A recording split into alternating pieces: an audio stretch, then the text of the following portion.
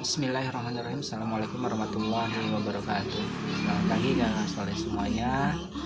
Selamat bertemu kembali di pelajaran tematik di hari ini, di hari Kamis 21 Januari 2021. Tetap semangat ya.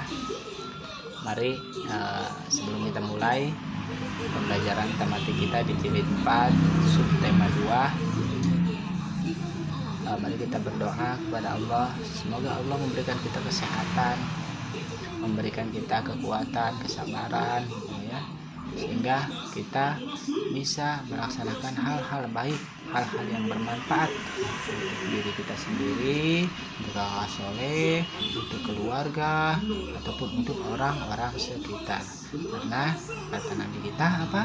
Khairun nas anfa'uhum lin nas. Nah, di pertemuan kali ini kita di pertemuan terakhir untuk subtema kedua, kita akan coba meneruskan di muatan seni budaya. Setelah itu kita langsung coba mengingat kembali pelajaran yang sudah berlalu di subtema 2 ini. Kakak soleh semuanya, untuk muatan seni budaya kita akan coba memahami tanda tempo dan tinggi rendah nada. Kemarin yang dimaksud dengan tempo adalah sesuatu yang hubungannya dengan kecepatan dan lambatnya sebuah lagu. Sedangkan nada yaitu tinggi dan rendahnya suara ketika membunyikan sebuah kalimat. Tempo lagu itu ada yang cepat.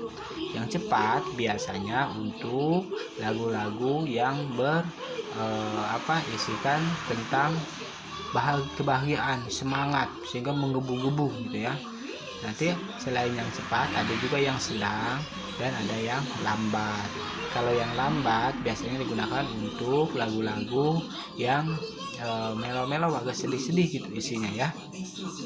Coba kita perhatikan dua buah lagu ini. Bangun pemuda-pemudi Indonesia, lengan bajumu sing-singkan untuk negara. Sekarang satu lagi, misalkan lagu dari yakinku teguh. Nah, lagu yang pertama itu temponya cepat ya. Bangun pemuda dengan dari yakinku teguh. Nah, yang pertama tadi yang bangun pemuda itu temponya cepat, sedangkan yang dari yakinku teguh itu temponya lambat. Nah, kecepatan dan sebuah lagu itu disebut dengan tempo. Sedangkan nada itu tinggi dan rendahnya suara. Dari yakinku teguh, naik turun itu disebut dengan nada. Kemudian untuk muatan IPS di subtema 2 kali ini kita coba kemarinnya mengidentifikasi masih kerajaan Hindu, Buddha dan Islam. Nah, nama-nama kerajaannya, raja-rajanya dan peninggalannya. Kalau di subtema 1 kita sudah coba mengenal kerajaan-kerajaan, termasuk raja-rajanya yang termasuk kerajaan-kerajaan yang berlandaskan agama Hindu dan Buddha beserta peninggalan-peninggalannya. Nah, di subtema 2 kemarin kita lebih fokus ke kerajaan-kerajaan Islam yang ada di Nusantara serta peninggalan-peninggalannya. Tapi sebelum itu di sini kita juga sempat saya sampaikan ya bahwa suatu kerajaan itu muncul karena adanya keinginan warga yang berkumpul untuk menyampaikan aspirasi sehingga membentuk sebuah kerajaan, kalau sekarang sebuah negara seperti itu ya. Nah, makanya kalau selama ini kita dengar bahwa katanya umat Islam atau agama Islam masuk ke Indonesia pada abad ke-13, dan itu kalau kita lihat timelinenya ya, tahun itu, maka itu bisa kita ambil bahwa kerajaan-kerajaan Islam itu berdiri juga. Nah, berat untuk kita untuk bisa menerima bagaimana mungkin agama baru masuk langsung mendirikan kerajaan. Untuk membangun kerajaan itu bukanlah suatu yang mudah gitu ya. Maka yang betul adalah seperti yang dikatakan di buku Api Sejarah, ataupun dilihat di buku jilid tematik jilid 4E-nya di halaman 50. Di sini dikatakan bahwa berdasarkan keterangan Dr. Ibrahim Bukhari bahwa telah terdapat sebuah nisan ya, seorang ulama yang bernama Syekh Mukaidin di Barus. Barus itu daerah Tapanuli ya, di Pulau Sumatera sana. Makin terkenalnya Barus sampai di kita kalau buat apa yang bersihin itu ya kapur Barus gitu ya. Nah, memang telah terdapat perniagaan ya dari Timur Tengah ataupun dari Cina ke wilayah Nusantara yang melewati daerah barat di Nusantara ini, artinya melalui Pulau Sumatera dulu, sehingga penyebaran Islam pun atau Islam masuk ke Nusantara ini diawali dengan masuknya Islam ke Pulau Sumatera, terlebih lebih dahulu itu di daerah Aceh terlebih dahulu ya, kemudian turun sebagian ada ke Jawa, baru ke Kalimantan ya. Nanti dari Kalimantan baru bergeser ke daerah sebelahnya, pulau-pulau sebelahnya seperti Ternate, Tidore, dan Ambon seperti itu ya. Nah, di batu nisan itu bertuliskan tahun 48 Hijriah atau 670 Masehi. Atau bisa kita katakan bahwa itu di tahun 7 Masehi itu di awal-awal Islam. Karena tahun 7 Masehi itu bertepatan dengan tahun 1 Hijriah. Dan pernyataan ini pun diperkuat lagi bahwa katanya ada berita di Cina pada dinasti Tang menyebutkan bahwa di pantai barat Sumatera Barat terdapat pemukiman Arab Muslim pada tahun 674. Nah, jadi klop ya, di Cina tadi sudah dikatakan bahwa arus perniagaan baik itu dari Timur Tengah ya, dari Jazirah Arab ataupun dari Cina, dari India itu sudah masuk ke wilayah Nusantara, dan sudah terdapat berita pada zaman dinasti Tang pada tahun 674. Ini sama juga yang dikatakan oleh Dr. Andes Ibrahim Bukhari bahwa sudah ditemukan sebuah nisan yang bertuliskan nama seorang Syekh Mukaidin di Barus, yang di sana dituliskan pada tahun 48 Hijriah atau 670. Jadi di awal-awal Islam ya.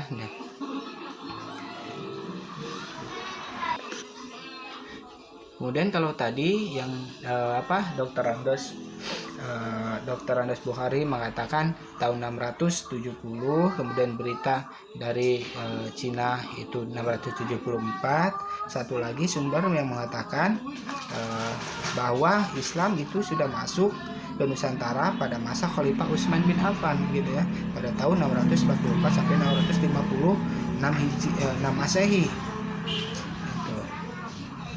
Atau pada tahun ke-30 Hijriah.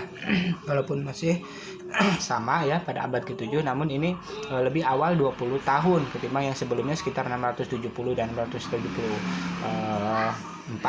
Nah, Syekh Samsuddin Abu Ubaidillah Muhammad bin Thalib ad-Dimashqi ini mengatakan bahwa Islam masuk ke Nusantara pada tahun 656-an seperti itu. Jadi Jadi di sini kita tahu bahwa yang lebih bisa diterima adalah bahwa Islam masuk ke Nusantara pada awal-awal Islam, ya, pada abad pertama, pada abad ke 1 Hijriah, atau pada abad ke-7 Masehi. Dan Islam masuk pertama kali yaitu ke Nusantara bagian barat dahulu. Jadi artinya di ujung pulau Sumatera dulu gitu ya, pada abad ke-1 Hijriah. Kemudian menyusul setelah itu pada abad keduanya ke bagian tengah, nanti pada abad ke-8 Masehi ya. Hal ini diakibatkan posisi Timur Tengah atau Mekah atau Madinah sebagai sentra agama Islam lebih dekat dengan Nusantara belahan barat daripada bagian tengah.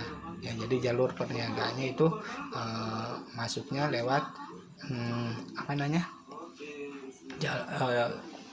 wilayah barat terlebih dahulu. Kemudian raja-raja apa saja, kerajaan apa saja?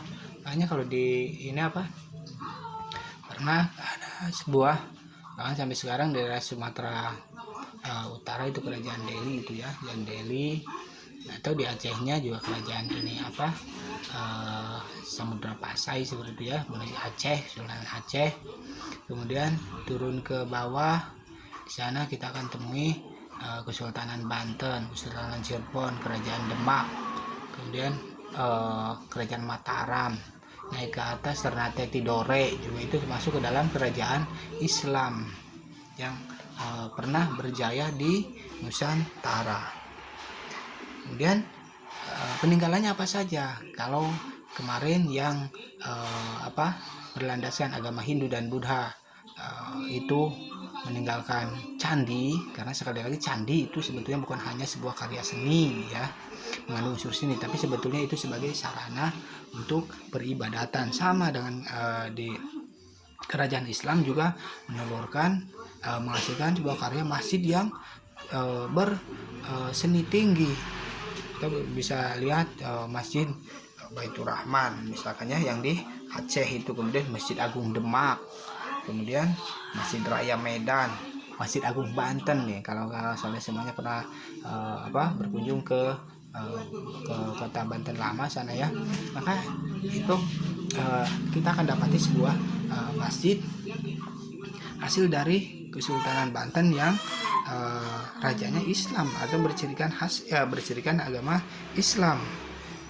Kemudian selain masjid juga ada istana dan keraton. Istana dan keraton itu sebagai peninggalan kerajaan yang mana fungsinya tempat untuk tinggal dan juga untuk raja atau sultan untuk memerintah wilayah kerajaannya atau kesultanannya ya. Kemudian tulisan atau karya sastra. Kerajaan Islam terdahulu sangat kaya dengan akan karya sastra. Di antaranya itu hikayat. Soalnya semuanya bisa lihat di halaman 54 dan halaman 55 di jilid 4E-nya ya, di buku tematiknya. Hikayat adalah catatan cerita atau dongeng yang pelaku utamanya adalah tokoh sejarah Islam. Kemudian ada selain hikayat juga ada syair Islam, dan yang atau suluk adalah karya Islam yang berisi tasawuf, ajaran-ajaran untuk mendekatkan diri kepada Sang Khalik, kepada Allah ya. Dan lagu yang terkenal dari suluk itu Tombo Ati. Dengar Tombo Ati ya, itu nasihat untuk kita agar bagaimana cara mengobati hati, menjaga hati, itu isinya ya. Kemudian selain tulisan atau karya sastra juga seni budaya. Dan seni budaya di Indonesia pada waktu itu sangat erat kaitannya, kalau daerah Jawa itu dengan gamelan dan wayang kulit. Gamelan dan wayang kulit ya. Gamelan sebagai pengiring, musik pengiring, kemudian bisa itu untuk acara tari atau juga untuk perayaan wayang kulit sendiri. Nah, wayang-wayangnya sebetulnya sebelum Islam masuk, wayang itu sudah ada. Nah, waktu itu ya karena pada abad ke-13 itu di mana di Jawa itu penyebaran Islam tidak lepas dari Wali Songo seperti itu ya. Nah, para penyebar Islam itu menggunakan wayang ini sebagai sarana penyebaran agama Islamnya. Kalau dulunya berisinya tentang kerajaan-kerajaan atau apa gitu ya. Nah, pada waktu penyebaran Islam, wayang-wayang kulit itu isi ceritanya itu diisi dengan ajaran-ajaran atau nasihat yang berisikan agama Islam. Pasti ngambil HP-mu gerak. Nah, kemudian kita lanjut ke muatan bahasa Indonesia. Dalam muatan bahasa Indonesia pada subtema 2 ini masih sama dengan yang subtema 1, yaitu menggali informasi dari teks non-fiksi. Teks non-fiksi adalah sebuah teks yang isi ceritanya itu bersifat nyata atau fakta. Dan cerita sejarah tadi, sejarah masuknya Islam ke Indonesia, itu kan dilandasi oleh bukti-bukti ya, oleh fakta-fakta. Maka itu masuk ke dalam teks non-fiksi atau cerita tentang pahlawan-pahlawan. Di sini misalkan Kakak Soleh semuanya punya cerita tentang Kiai Haji Agus Salim. Ya, itu termasuk ke dalam teks non fiksi. Haji Agus Salimnya ada, kemudian data-data yang lain, waktu, tempat juga itu jelas ya, bisa dibuktikan karena ada tulisan-tulisan yang bisa dijadikan penguatnya gitu ya. Kemudian bagaimana cara kita menggali teks non fiksi? Nah, kemarin kita sudah sama-sama pelajari bahwa salah satunya yang pertama yaitu dengan cara membaca perlahan, meresapi, menghayati, memahami teks. Kemudian yang kedua, untuk mereview sekalian juga menggali, yaitu bisa dengan cara menjawab pertanyaan-pertanyaan yang sesuai dengan teks non fiksi. Tadi ya sudah kita coba. Nah, itu salah satu cara menggali informasi yang mana nanti setelah kita baca teks non fiksi itu kita dapat pemahaman, kita dapat tahu ya. Dan ketika kita dicoba untuk menjelaskannya kembali atau menceritakannya kembali, kita tahu apa yang kita ucapkan karena kita tahu pokok-pokok atau bahasan yang terdapat dalam teks non fiksi tersebut. Nah, cara yang berikutnya itu bisa menggunakan tabel KWL. K, W, dan L. K-nya itu now. Kemudian want to know, yang W-nya itu, yang W-nya want to know, and L, learn. Tabel KWL ini sebetulnya itu cara kita merangkum atau mengambil poin-poin. Kalau kita lihat misalkan pada teks silakan dibuka halaman 72. Pada teks Fathahilah sang pembebas Sunda Kelapa, maka kita buat 3 kolom. Pertama kolom K, now, artinya apa saja, modal awal ya, apa saja sebelum membaca, apa saja yang Kakak Soleh ketahui tentang Fathahilah. Kemudian yang kedua, apa saja yang ingin Kakak Soleh ketahui dari tentang Fathahilah. Setelah ditulis nih Fathahilah itu paletehan, dia ininya Jakarta misalkan ya. Kemudian tahunya baru segitu tuh. Kemudian apa yang ingin ketahui, tulis di kolom W-nya. Apa yang ingin ketahui? Misalkan lahirnya di mana, kemudian usia berapa dia berjuang di melawan Portugis seperti itu ya, ditulis di kolom itu. Kemudian setelah itu baru masuk ke learn, baca teksnya. Nah, dalam kolom learn itu pengetahuan yang sudah kakak dapatkan dari membaca tadi kutuliskan di sana. Nah, maka nanti akan terlihat ya gambaran atau kesimpulan seperti sebuah rangkuman gitu ya, poin-poin dari teks non fiksi. Tombol tabel KWL ini kakak semuanya bisa lihat di halaman 52. Kemudian untuk muatan PKN kita masih coba memahami makna hubungan simbol dengan sila-sila Pancasila. Dan di subtema 2 ini kita sudah masuk ke sila ke-5. Bunyinya keadilan sosial bagi seluruh rakyat Indonesia yang disimbolkan dengan padi dan kapas sebagai lambang kebutuhan primer ataupun sekunder, sebagai kebutuhan pokok dan sandang ya, pangan dan sandang, seperti itu ya. Silahkan kakak soleh semuanya buka buku tematiknya di halaman 65. Buku halaman 65. Simbol kelima, sila kelima, keadilan sosial bagi seluruh rakyat Indonesia yang disimbolkan dengan padi dan kapas ini memiliki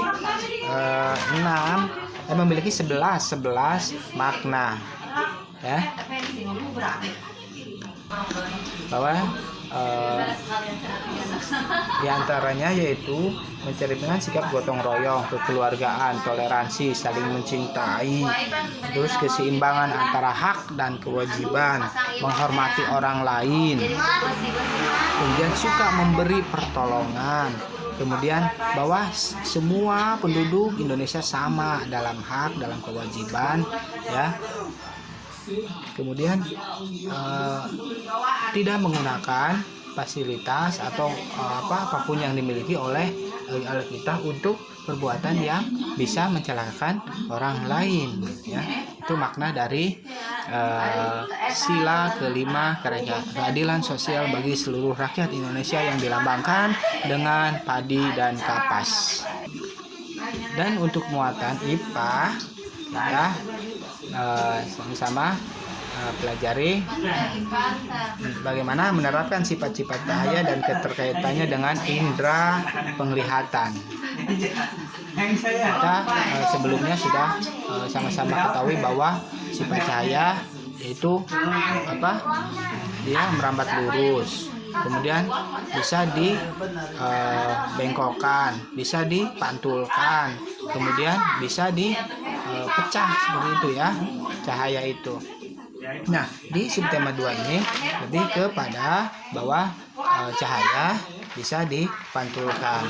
Dan kemarin juga kita sudah coba praktekkan yang sebetulnya itu masuk ke pembahasan berikutnya, itu bagaimana cara membuat kaca pembesar. Dan untuk muatan matematiknya kita kemarin belajar menjelaskan hubungan antar garis sejajar, berpotongan atau berimpit ya. Dan di subtema 2 ini kemarin kita belajar tentang ciri-ciri dari garis berpotongan. Garis berpotongan itu ya terbagi menjadi 2. Kalau kita lihat garisnya, yang pertama itu garis berpotongan tegak lurus. Cirinya dari garis berpotongan tegak lurus, dia akan memiliki 4 sudut siku sama besar otomatis ya, yaitu 90 derajat. Bisa dilihat di sini.